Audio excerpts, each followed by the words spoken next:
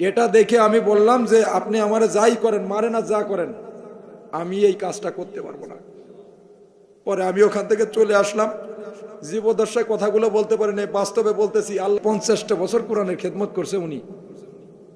তা খুলনার বুকে ওনাকে ঠাঁই দেওয়া হলো না। আজকে সকালবেলা আমাকে ফোন দিয়েছে সাইদখালী থেকে যে ভাই, আমি একজন হিন্দু মানুষ, যখন ওনার রিমান্ড দেওয়া হয় আমাকে কিছু প্রশ্নের জন্য ওখানে নিয়ে যাচ্ছিল, আমাকে কিছু প্রশ্নের জন্য। তখন আমি বললাম যে দেখলাম যে উনি বলল যে 2 রাকাত নামাজ আমি আদায় করব। আমাকে রিমান্ড দেওয়ার আগে আমি একটু 2 রাকাত নফল নামাজ আদায় করতে চাই, আমার রবের সাথে কথা বলতে চাই। আমাদের কোরআনের পাখি আল্লামা দেরওয়ার হোসেন সাঈদী রাহিমাহুল্লাহ উনি বলছেন, তখন সিজদায় যে লং টাইম নিয়ে সিজদায় যাচ্ছে, উনি কি জন্য মনে মনে পড়তেছেন, বলতেছেন কার সাথে কথা বলতেছেন। এখন হিন্দু মানুষ তো এত কিছু বোঝে না। উনি বলছে আমি দেখলাম যে কার সাথে কথা বলতেছে, নিচু হয়ে জমিনে যে মাথা ঠেকাই দিয়ে কার সাথে কথা বলতেছে, চোখের পানি ছেড়ে দিয়ে। তখন এটা করার পরে কিছু সময় পরে আমি ভিতরে যাই, দেখলাম যে উনি হাত পা চতুর্দিকে এরকম টান টান হয়ে শুয়ে আছে, বেহুশ হয়ে আছে। আর মানুষটা তো 5 ফিট 11 ইঞ্চি মানুষ, ওই সময় উনি মানুষ হয়ে গেছে প্রায় 14 ফিটের মতো। এবং ওনাকে যে লাইট দেওয়া হয়েছে মনে হচ্ছে ওনার ওই লাইট থেকে ওনার চেহারার উজ্জ্বলতা আরো বেশি। এটা দেখে আমি বললাম যে আপনি আমারে যাই করেন, মারে না যা করেন, আমি এই কাজটা করতে পারবো না। পরে আমি ওখান থেকে চলে আসলাম। জীবদশায় কথাগুলো বলতে পারেন, বাস্তবে বলতেছি। আল্লাহর ওলির কথা, আল্লাহর ওলিরা দুনিয়া আসছিলেন জমিনটাকে চাষাবাদ করার জন্য, নাস্তিকদেরকে জমিন থেকে ধুলাই করার জন্য। আর সেই জামানায় আবু জাহেল পাশ করেছিল, وقال الذين كفروا لا تسمعوا لهذا القرآن والغوا فيه لعلكم تغلبون। আল্লাহু আকবার। এই পৃথিবীতে আবু জাহেল পাশ করেছিল, সুদ চলবে, ঘুষ চলবে, জেনা চলবে, ব্যভিচার চলবে, মদ চলবে, জুয়া চলবে, বেলি ডান্স চলবে, কিন্তু লা তাসমাউ লিহাদাল কুরআন, এই কোরআন চলতে দেওয়া যাবে না, কোরআন শুনতে দেওয়া যাবে না। আজকে কোরআনের মাহফিলগুলো যারাই বন্ধ করেছে বা করার চেষ্টা করে, সেই জামানায় কোরআনের হক কথা বললে আবু জাহেল এসে বাধা সৃষ্টি করতে সাঙ্গপাঙ্গ নিয়ে। আর এই জামানায় যারাই বাধা সৃষ্টি করে বুঝতে হবে ওই সমস্ত আবু জাহেলের রক্তে এদের শরীরে প্রজ্ঞাপন, কথা বলে ঠিক কিনা? এই সমস্ত আবু জাহেলের কাছে মুমিন কখনো মাথা নত করতে পারে না, পারে না, পারে না। এই মতের পক্ষে রাজি আছি কারা কারা? 2 হাত তুলে আল্লাহকে দেখায়।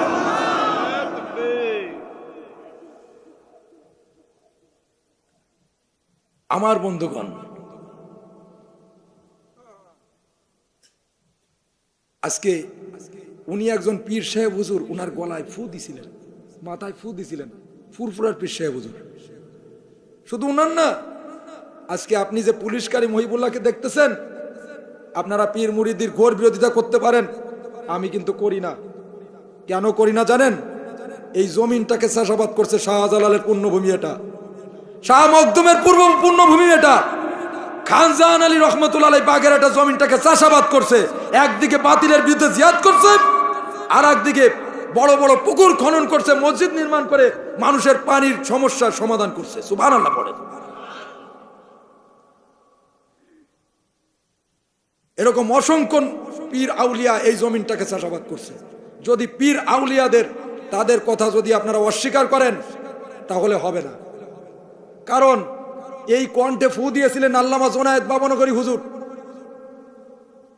আমারে বলছে বাবা একই মাহফিলে আইছি, হা করো তো। বলছে ঠিক আছে। আমি বললাম হুজুর একটু দোয়া করে দেন। তখন একটু ফু দিলেন, আমার পুরো শরীরটা ঠান্ডা হয়ে গেল। এই মুখে ফু দিয়েছেন আফজাল কাইমুরি দেওবন্দি ভারতের হুজুর। এই মুখে ফু দিয়েছেন, এই কণ্ঠে ফু দিয়েছেন। মুরাদনগর মাহফিল করছিলাম আজ থেকে আরো 10 বছর আগে, Pandukar Muradnagar Comilla. Global university vice chancellor doctor Saeed Sakkar Jamal আর হুসাইনের রেফাই সাহেব এই কণ্ঠে ফু দিয়েছেন।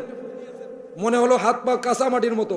গ্লোবাল ইউনিভার্সিটি, লেবাননের ভাইস চ্যান্সেলর গ্লোবাল ইউনিভার্সিটি, এই কণ্ঠে ফু দিয়েছেন।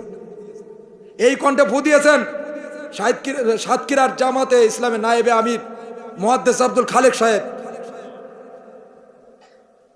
এবং কোরআন তেলাওয়াত শুনে পুরস্কৃত করলেন।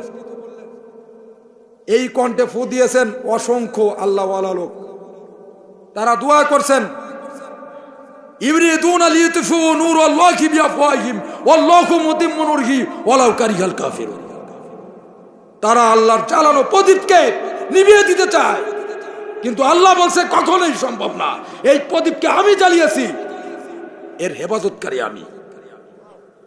আমি পুলিশ হতে পারি, আমার ব্যাকগ্রাউন্ড সমস্ত জায়গায় মাদ্রাসা সার্টিফিকেট, আমার চাকরি, আমি কোনো কিছুকে একমাত্র আল্লাহ ছাড়া আল্লাহর জমিনে কাউকে ভয় করি না। আমি আজকের যে বিএনপির ভাইরা এখানে একটা মাহফিল করছেন, পারিবারিক মাহফিল, একসময় পালায় পালায় বেড়াইছে, 15টা বছর কষ্ট করছে, আমার খালাতো ভাই একজন, আমি জানি। তা যাই হোক, আল্লাহ সকলকে হেদায়েত দান করুক, ক্ষমা করে দিয়া মহৎ গুণ। ভাই ফ্যান দিয়েন না। আমার বন্ধুগণ, আমি একটা আয়াত তেলাওয়াত করেছি, এই আয়াতটার আলোকে কিছু সময় কথা বলবো আপনাদের। কারণ এই মাহফিলটা হচ্ছে ইমানটাকে নষ্ট করার জন্য না, ইমানকে জাগরিত করার জন্য। আমাদের কি দরকার? ঘুমান্ত ইমান দরকার। ঘুমান্ত ইমান যদি দরকার ছিল, তাহলে তো সাহাবারা ঝাঁকে ঝাঁকে জিহাদের ময়দানে 313 জন নিয়ে এরকম হাজার হাজার 1000-এর বিরুদ্ধে লড়াই করতেন না। তারা কি ভয় পাইছেন? মুমিন চলতে হবে ইমান দিয়ে। আমাদের ইমানটা কেমন লাগবে? মজবুত ইমান। কেমন ইমান? মজবুত ইমান। আলহামদুলিল্লাহ।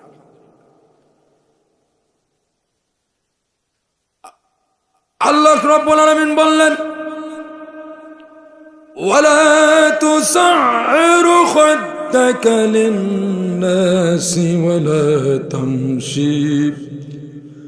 ওয়ালা তামশি ফিল আরদি মারহান ইন্নাল্লাহা লা ইউহিব্বু কুল্লা মুখতালিন ফখুর।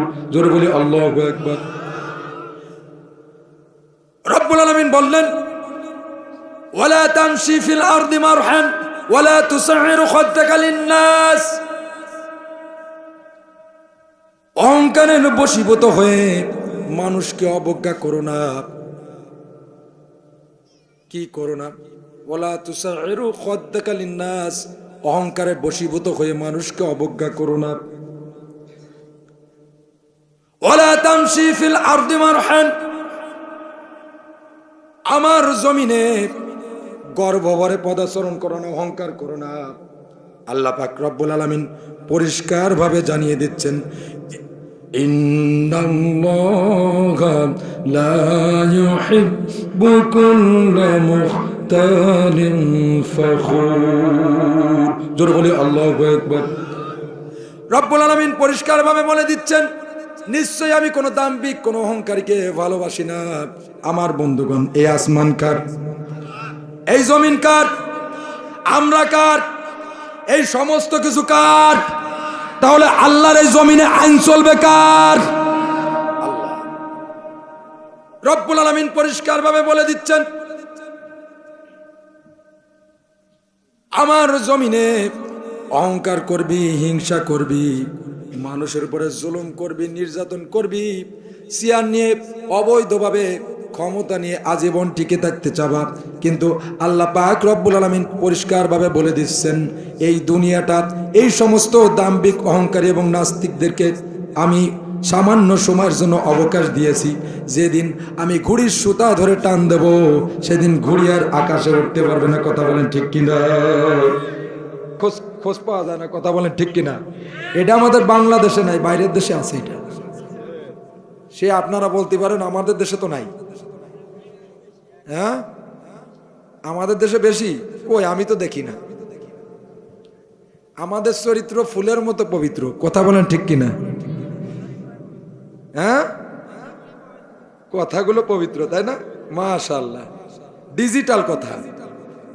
এই জামানা ডিজিটাল, এর মুনাফিকও ডিজিটাল। এই জামানার শয়তানও ডিজিটাল। এই জামানার যেগুলো নারী আছে তারাও ডিজিটাল। আর আমরা যারা হুজুর আছি আমরাও ডিজিটাল। কথা বলেন ঠিক কিনা? যুবকরাও ডিজিটাল, এই জামানার বাচ্চারাও ডিজিটাল।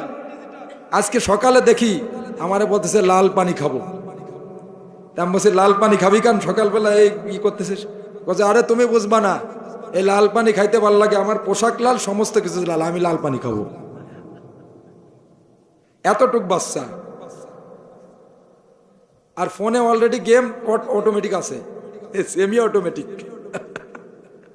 আমার বন্ধুগণ, অনেক কষ্ট করে এসেছি, মেসেজগুলো নিতে হবে।